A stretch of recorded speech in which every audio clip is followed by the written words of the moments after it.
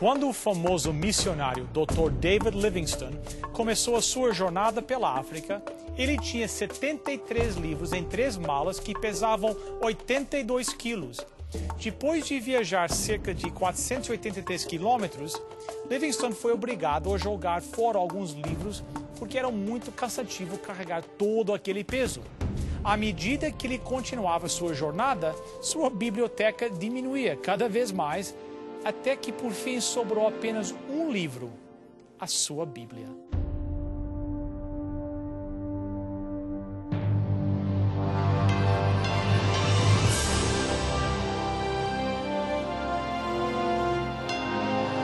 Venceu a prova do tempo. O livro de Deus, a Bíblia. Ainda relevante neste mundo complexo. Está escrito, partilhando mensagem de esperança ao redor do mundo.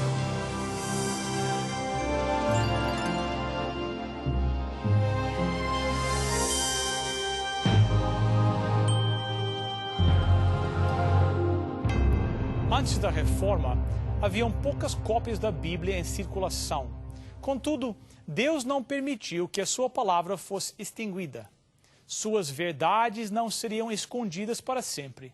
Ele poderia facilmente desencadear as palavras de vida, assim como ele poderia abrir as portas das prisões e os portões de ferro para libertar os seus servos. Em diversos países da Europa, homens eram movidos pelo Espírito Santo a buscar a verdade como se procura por um tesouro perdido. Através da providência divina, eles foram guiados às Escrituras Sagradas. Eles estudavam as Sagradas Letras com muita dedicação.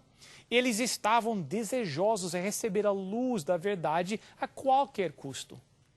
Apesar de não enxergarem as coisas claramente, eles eram capacitados a compreender muitas verdades que estavam encobertas por muito tempo. Como mensageiros enviados dos céus, eles seguiam quebrando as correntes do erro e da superstição. Eles convocaram aqueles que foram escravos por muito tempo para se levantarem e reivindicarem a sua liberdade. Exceto entre os valdenses, a palavra de Deus ficou escondida por séculos em idiomas conhecidos apenas pelos mais eruditos. Porém, veio o tempo em que a Bíblia foi traduzida em diversos idiomas e foi distribuída ao povo. O mundo havia passado pela meia-noite e as horas de escuridão estavam se findando. Os raios do amanhecer já brilhavam em muitos lugares. No século XIV, surgiu na Inglaterra a estrela da manhã da Reforma, João Wycliffe. Foi o precursor da Reforma, não somente na Inglaterra, mas também para o cristianismo. O grande protesto contra Roma, que lhe foi dado a pregar, jamais deveria ser silenciado. Aquele protesto abriu a luta que deveria resultar na libertação de indivíduos, igrejas e nações. João Wycliffe nasceu em 1324, no reinado de Eduardo II. Seus pais o mandaram para o colégio de Queen's em Oxford. Em sua formação, Wycliffe compreendeu que o temor do Senhor era o princípio da sabedoria. Ele era conhecido no colégio por sua bondade e seus talentos singulares. Em sua sede por conhecimento, ele buscava todas as oportunidades de aprendizado. Ele estudou filosofia, se especializando nos princípios da igreja, nas leis civis e especialmente nas leis do seu país. Através da plena compreensão da filosofia de sua época, ele foi capacitado a expor os erros. E pelos seus estudos, tanto das leis nacionais quanto das leis da igreja, ele foi preparado para se envolver na grande luta pela liberdade civil e religiosa. O poder de sua índole, a amplitude e a profundidade de seu conhecimento ganharam o respeito de amigos e inimigos. Seus apoiadores celebravam com alegria com ele, permaneciam vitoriosos entre as mentes mais brilhantes da nação. Seus inimigos ficavam temerosos em expor sua ignorância em relação às propostas de reforma de Wycliffe.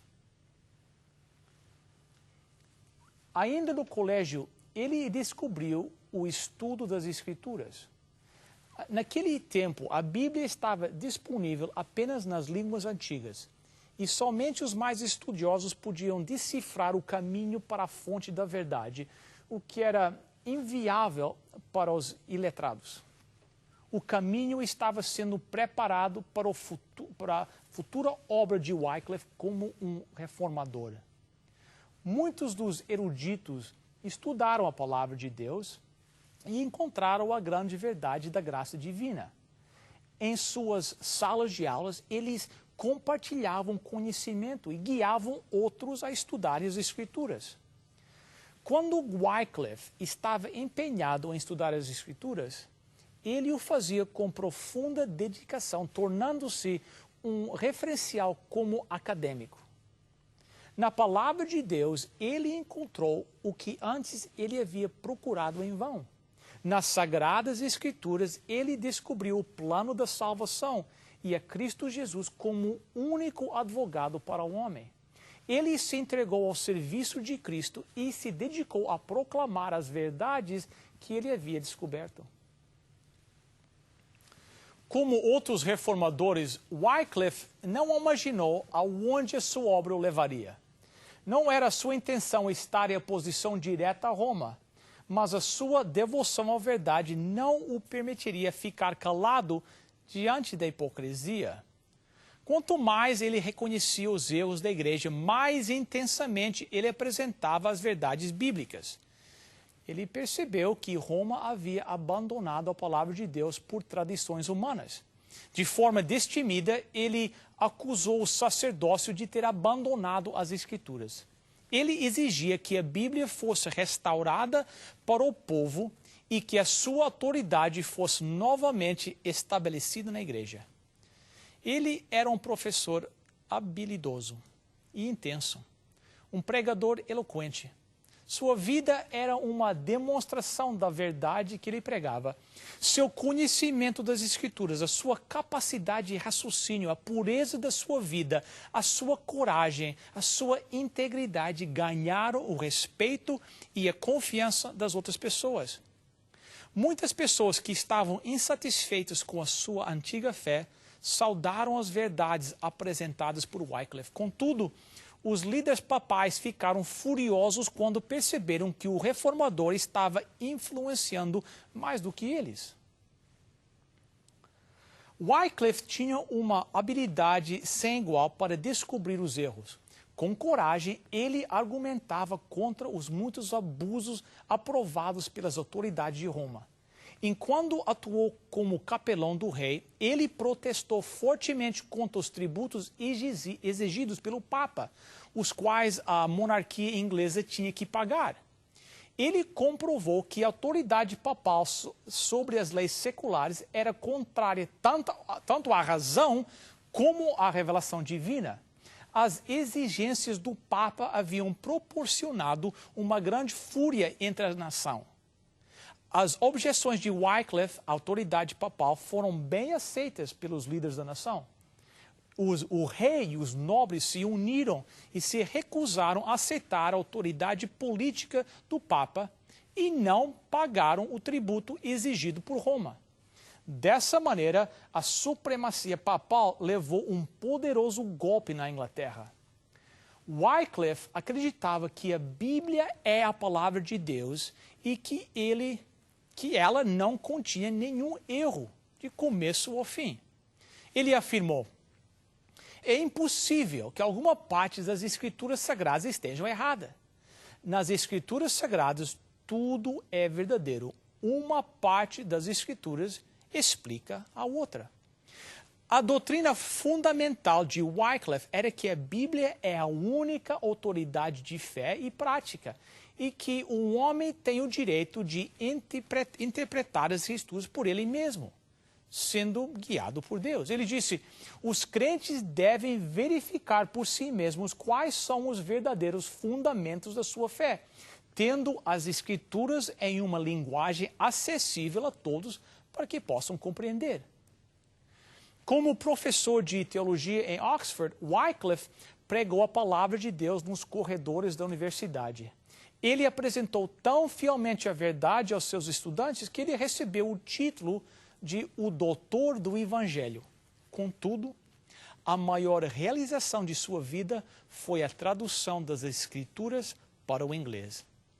Ele estava motivado a traduzir a Bíblia para que todo homem nascido na Inglaterra pudesse ler as Escrituras em sua língua materna. Ele completou a sua tarefa. A palavra de Deus estava aberta para a Inglaterra. Wycliffe não temia a prisão ou a fogueira. Ele tinha colocado nas mãos do povo da Inglaterra a luz que nunca iria extinguir. A dar a Bíblia aos seus compatriotas, ele havia dado um grande passo para quebrar as correntes da ignorância, para libertar o seu país da escuridão. A vitória que ele trouxe ao seu povo foi maior que qualquer brilhante vitória em qualquer campo de batalha. A arte de impressão era ainda desconhecida, por isso fazer cópias da Bíblia foi um trabalho lento e cansativo. O interesse em ver a Bíblia circulando era tão grande que muitos se ofereceram para transcrevê-la. A procura era tão grande que era difícil para os copiadores darem conta dos pedidos. Os ricos compravam a Bíblia por completo, outros apenas um pedaço. Em muitos casos, muitas famílias se uniam para comprar uma cópia. Dessa forma, a Bíblia de Wycliffe logo fez parte dos lares das pessoas. A publicação das Escrituras trouxe pânico para as autoridades da igreja. Agora eles iriam encarar um grupo muito mais poderoso que Wycliffe. Suas armas não serviriam contra esse grupo. Nessa época, não havia nenhuma lei na Inglaterra que proibisse a Bíblia, porque até então não havia sido publicado na língua deles. Estas leis foram estabelecidas mais tarde e cumpridas de forma rigorosa. Entretanto, apesar dos esforços da igreja, houve uma grande oportunidade para a divulgação da palavra de Deus. Os líderes da igreja tentaram impedir Wycliffe. Ele foi convocado para 3 tribunais, mas os esforços deles foram em vão. Wycliffe não recuou. A acusação de heresia que eles atribuíam ao reformador foi combatida de tal maneira por Wycliffe que tais heresias recaíram sobre os próprios acusadores. Com quem, diz finalmente, julgais estar a conter? Com um ancião às bordas da sepultura? Não, com a verdade. Verdade que é mais forte do que vós e vos vencerá. Com isso, ele retirou-se da Assembleia e nenhum dos seus rivais tentou impedi-lo. Wycliffe esperava plenamente que sua vida seria o preço de sua fidelidade. O rei, o papa e os bispos estavam unidos para levá-lo à ruína. E parecia certo que, em poucos meses, o levariam à fogueira. Mas sua coragem não se abalou. Por que falais em procurar longe a coroa do martírio? Pregai o evangelho de Cristo aos altivos, prelados, e o martírio não vos faltará. Que? Viverei eu e estaria silencioso? Nunca! Venha o golpe, e eu estou aguardando. O homem que durante toda a vida permaneceu na defesa da verdade e que diariamente sofria risco de vida, não deveria cair como vítima de ódio dos seus adversários. Wycliffe nunca procurou proteger-se a si mesmo, mas o Senhor lhe fora o defensor. E agora, quando seus inimigos julgavam que iam lhe pegar, a mão de Deus o removeu para além do seu alcance. Em sua igreja, em Lutherwood, na ocasião em que ia ministrar a comunhão, caiu por causa de um ataque de paralisia e em pouco tempo rendeu a vida. Deus apontou Wycliffe para esse trabalho. Ele colocou a verdade em sua boca e o guardou para que a sua palavra chegasse ao povo. Sua vida foi protegida até ser lançado o fundamento para a grande obra da reforma. Wycliffe veio das trevas da Idade Escura. Ninguém havia vivido antes dele que pudesse ter servido como exemplo. Ele não teve uma referência para seu sistema de reforma. Ele foi chamado como João Batista para realizar uma missão especial. Ele foi o precursor da nova era. Wycliffe foi um dos grandes reformadores em intelecto, em clareza de pensamento, em firmeza para manter a verdade e em coragem para defendê-la. Ele foi comparado com poucos que vieram depois dele. O caráter de Wycliffe é o testemunho do poder educador e transformador das Sagradas Escrituras. Foi a Bíblia que o tornou quem ele era. O estudo da Bíblia enobrece a todo pensamento, sentimento e aspiração como nenhum outro estudo pode fazer. Da estabilidade de propósitos, paciência, coragem e fortaleza, aperfeiçoa o caráter e santifica a alma. O profundo e solene estudo das Escrituras coloca a mente do estudante em contato direto com a mente do infinito. Se o estudo da Bíblia fosse levado a sério, o mundo teria homens de intelecto mais forte e ativo e com princípios mais elevados. Nenhum treinamento em filosofia humana poderia proporcionar melhores resultados do que o estudo da Bíblia. A revelação das tuas palavras esclarece e dá entendimento aos simples. Salmo 119, verso 130. A igreja falhou em tentar impedir Wycliffe durante a sua vida. O ódio da igreja por Wycliffe somente poderia ser satisfeito quando o seu corpo estivesse no túmulo. 40 anos após a sua morte, um decreto do Concílio de Constância obrigou que os ossos de Wycliffe fossem desenterrados e publicamente queimados. As cinzas foram jogadas em um córrego da redondeza. Foi através dos escritos de Wycliffe que João Huss, de Boêmia, foi guiado a renunciar muitos dos erros da igreja e começar o trabalho da reforma. De Boêmia, o trabalho foi estendido a outras terras. A mente dos homens foi direcionada para a palavra de Deus que estava esquecida há muito tempo. A mão divina estava preparando o caminho para a grande reforma. A vida tem tristezas mil, nem tudo é um céu de anil, mas contra a dor que é tão sutil há um caminho só. Confia em Deus e Ele sempre te ouvirá. Confia em Deus e Ele nunca falhará. Confia em Deus e a negra nuvem passará. Oh, não duvides, mas confia em Deus.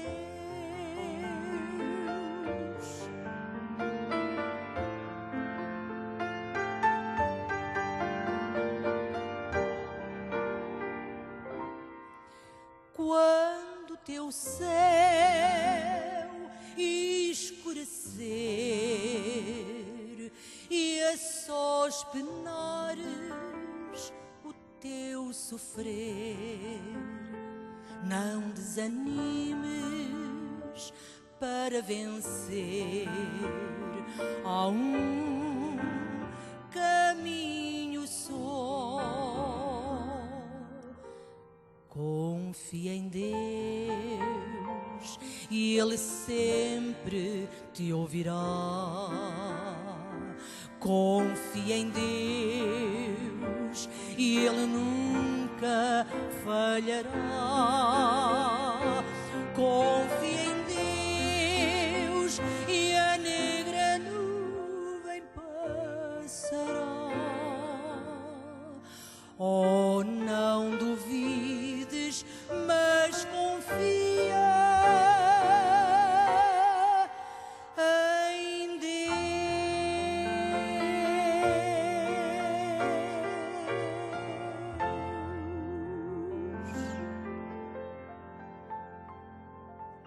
Querido Deus e nosso Pai, nós te agradecemos pela tua palavra e como o Senhor levantou homens como Wycliffe para que a tua palavra pudesse chegar até nós. Pedimos que cada telespectador possa tomar um compromisso de estudar a tua palavra, te conhecer através desse estudo. É que nós te suplicamos em nome e por amor de Jesus. Amém.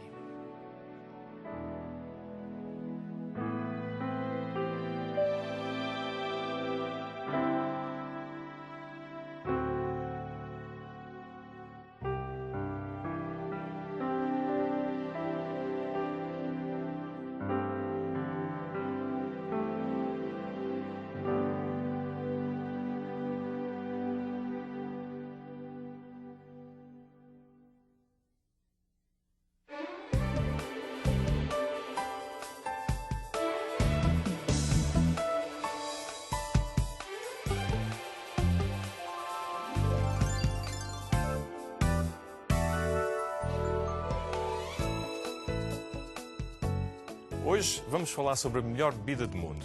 Tem ideia de qual é essa bebida? Exatamente, a água. Imagine lavar um monte de pratos sujos, mas só com um copo de água. Será que os pratos ficariam bem limpos?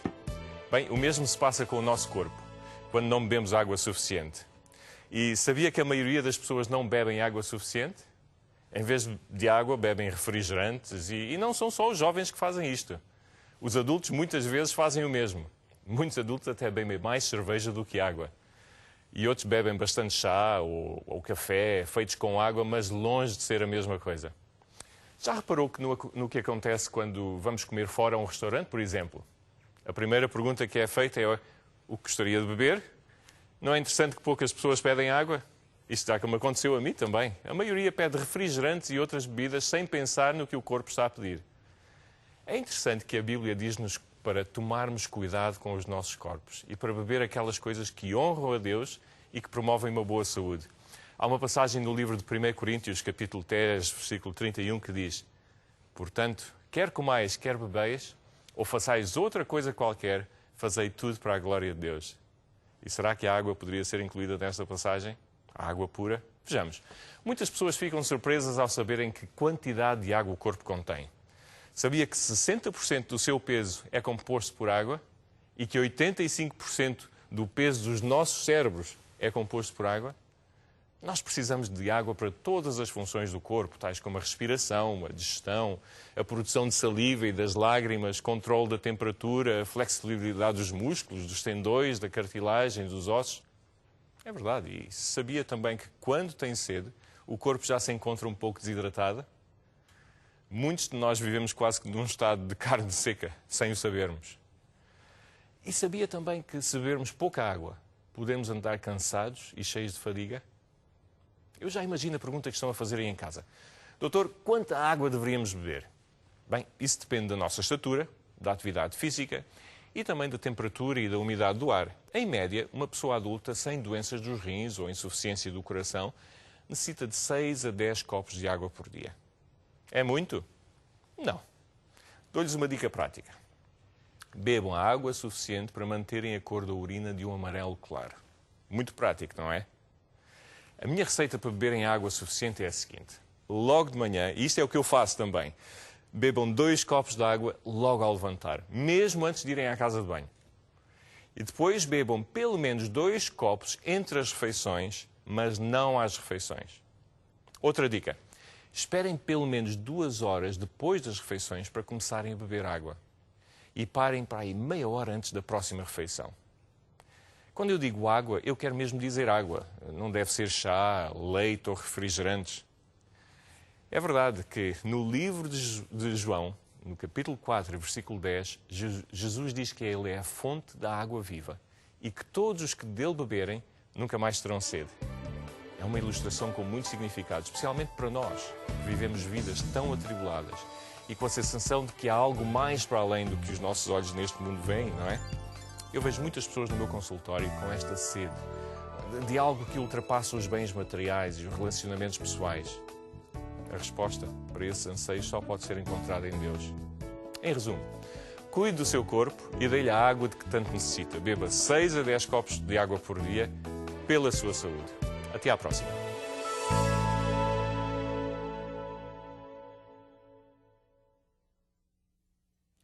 O programa Está Escrito quer dar um presente para você hoje.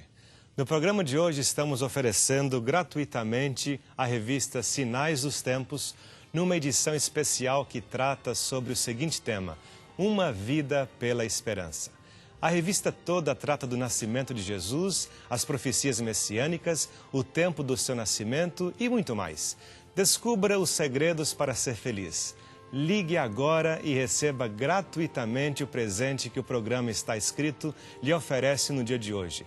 Não perca tempo. Ligue agora mesmo. Estamos esperando a sua ligação.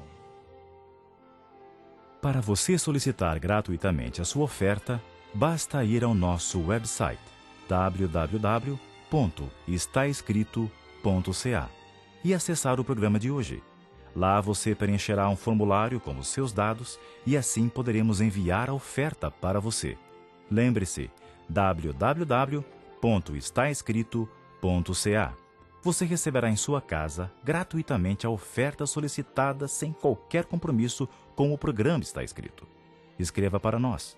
Está Escrito, Box 2010, Oshawa, Ontário, L1H 7V4. Agradecemos as suas cartas, os pedidos de oração que nos enviam e também o seu apoio financeiro. Escreva ainda hoje. E Está Escrito, Box 2010, Oshawa, Ontário, L1H 7V4. Bem, chegamos ao final de mais um programa do Está Escrito. Eu quero agradecer a sua participação aqui conosco. Visite o nosso website, lá você pode ver todos os programas, você pode nos mandar também um pedido de oração. Até a próxima semana. Lembre-se, está escrito: nem só de pão viverá o homem, mas de toda a palavra que procede da boca de Deus.